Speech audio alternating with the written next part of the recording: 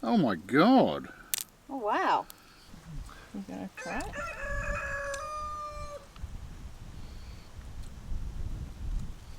Well, it doesn't taste bad.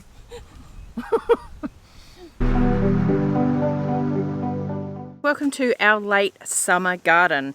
It's March here in the wheat belt of WA, and the garden is at that point where things are starting to die off, end of a long hot summer, quite dry, and it's time to turn it over and start preparing it for the cooler weather crops. And more specifically, or more importantly, is we need to prepare the beds for our garlic.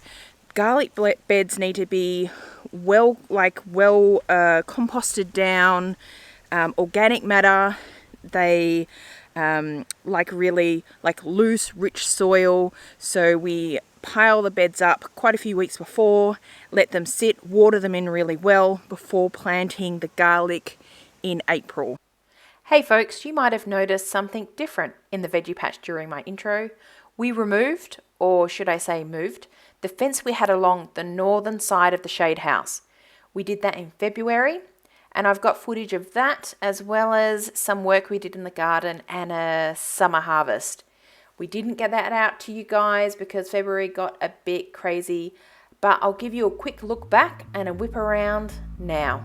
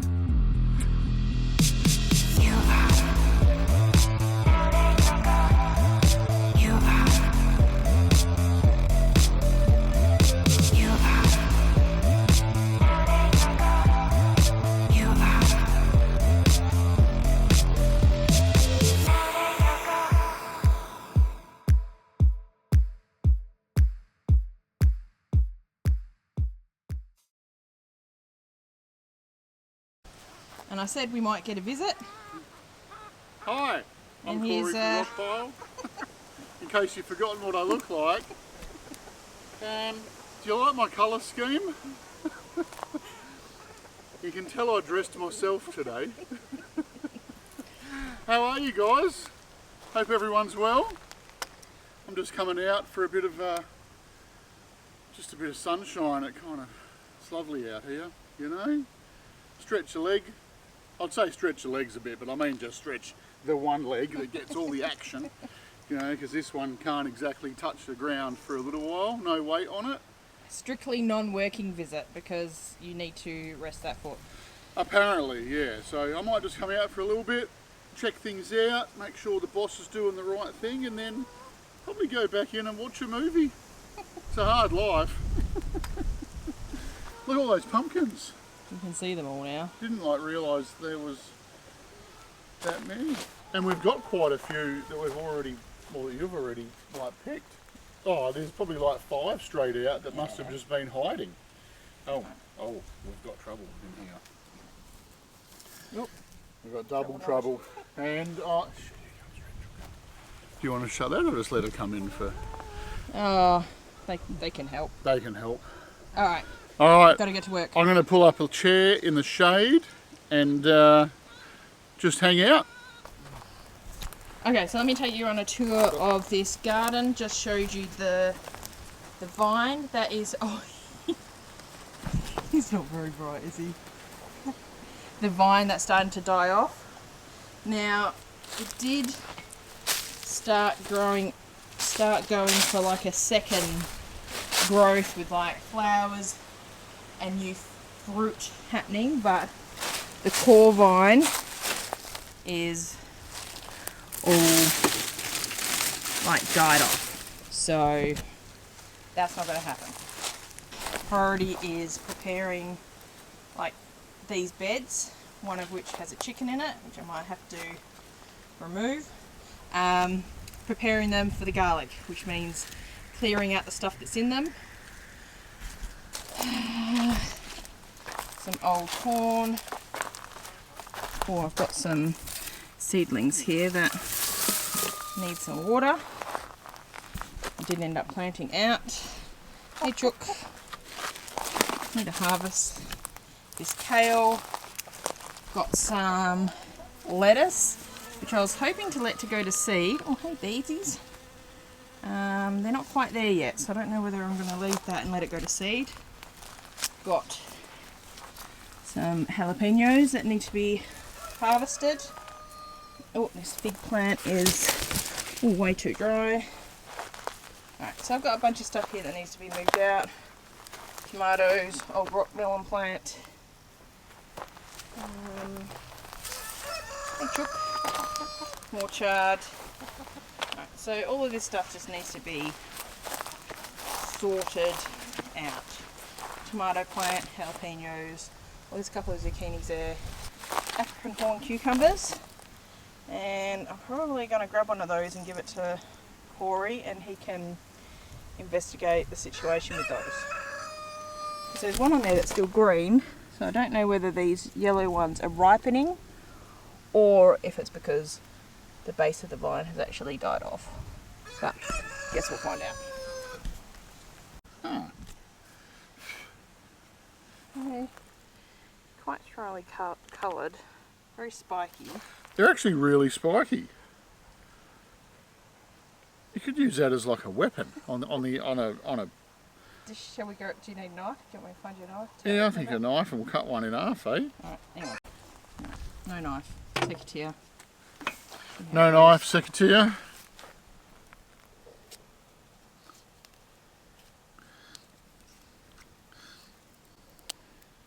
Oh my god. Oh wow. Well, that looks kind of... I'll put it back in the shade. Yeah. Wow, okay. That's... Is that what it's meant to look like? I don't know. Just take a photo and I'll swap them. My god, that's like...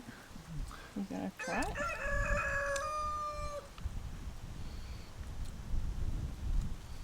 Well, it doesn't taste bad. I don't know how you meant to eat it. Like, are you meant to like cut all these Well, I don't think you meant to... knobs off and just... I don't think you meant to gnaw on the spiky bits. Alright, let's Oh.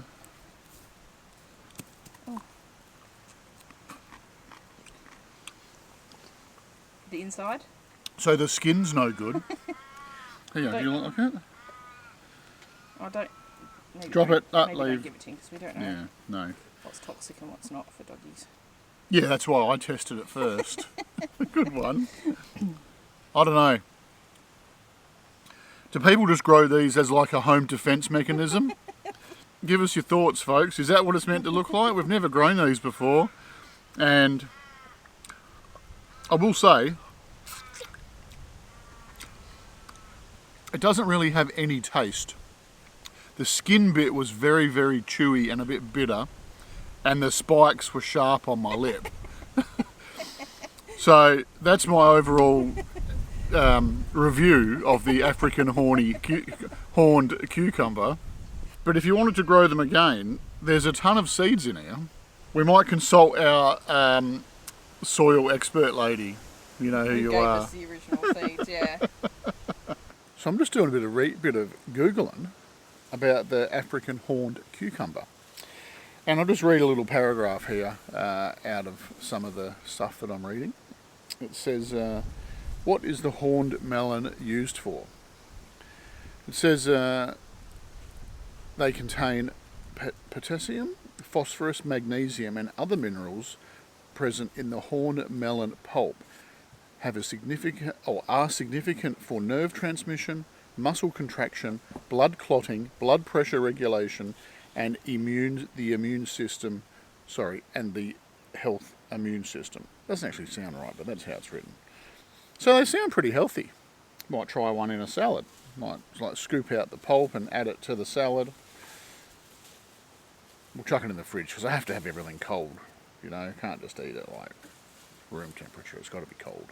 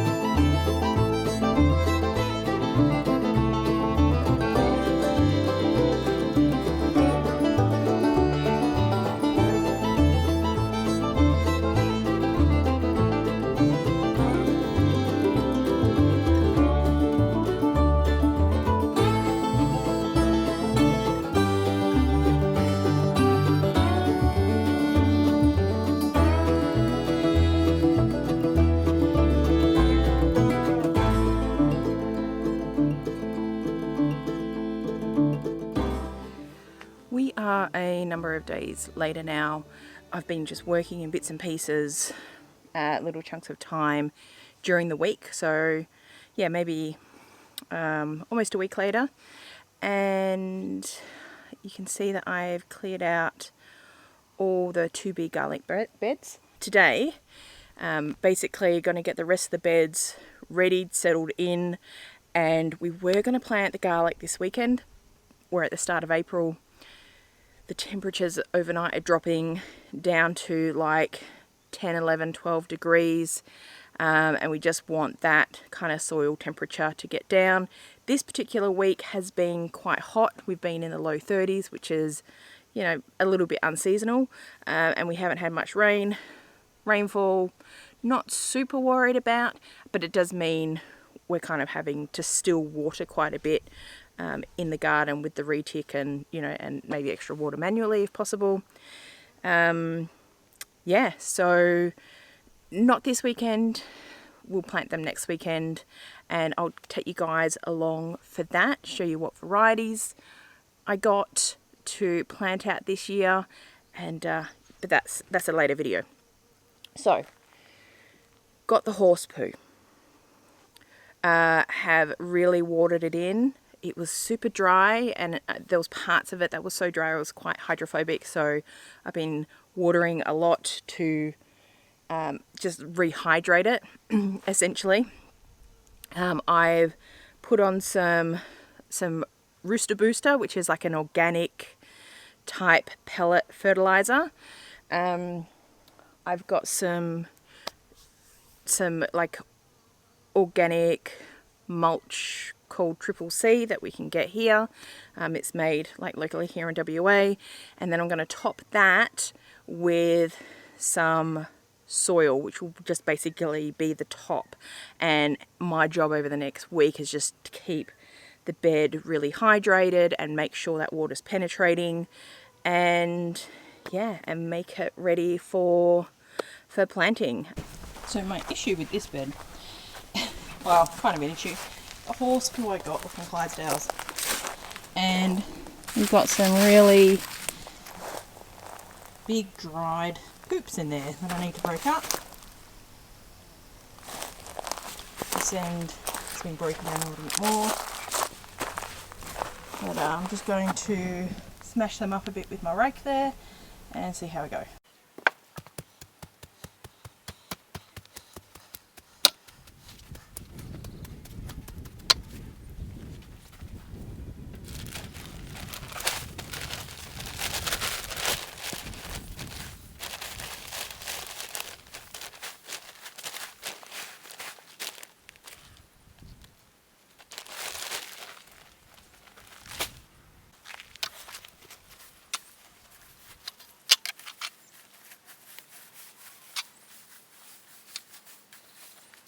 So that is that one done. Now I just need to give it a good water in. But before I do that, because it's going to be the last thing I do in the veggie patch today, I'll just take you for a whip around and tell you a bit of our plans for the cool season garden. So 2 long beds will be for garlic. A triangle bed has yet to be determined. I'll just keep watering it and let that horse manure break down, put some soil in there, and we'll see where we go. Okay, this is where the pumpkin was.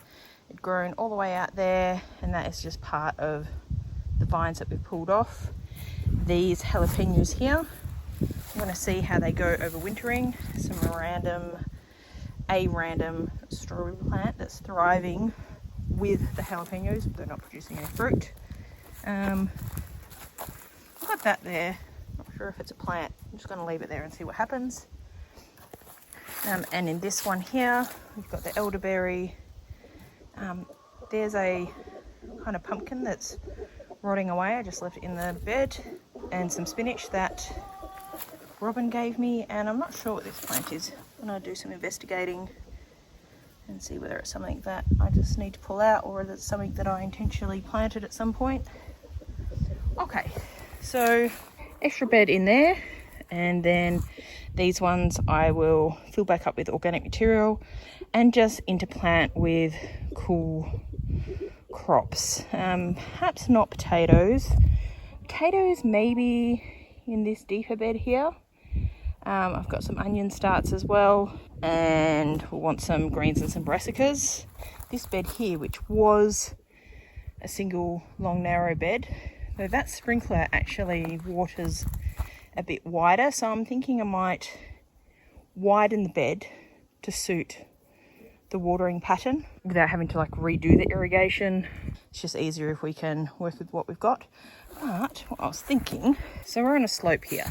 It slopes from the top of the bed down to this end where we are, and it slopes from those long beds down to the outside. Okay, so basically contour is like on an angle like that. What I was thinking is maybe doing like a series of terraces in these beds, on contour terraces that are a bit wider than this, like maybe like 1.5 meters wide. I think that might make the most of this kind of area here. If we have to expand the irrigation, we will, but it'll make it a bit more enjoyable working in here as well, like if we're working on like level sections, like terrace sections of a garden. So that's me. Thank you for joining me today, and I look forward to showing you what we're doing with our garlic, and hopefully we're in for a good cool season growing crop in the veggie patch this year. Thanks guys, see ya.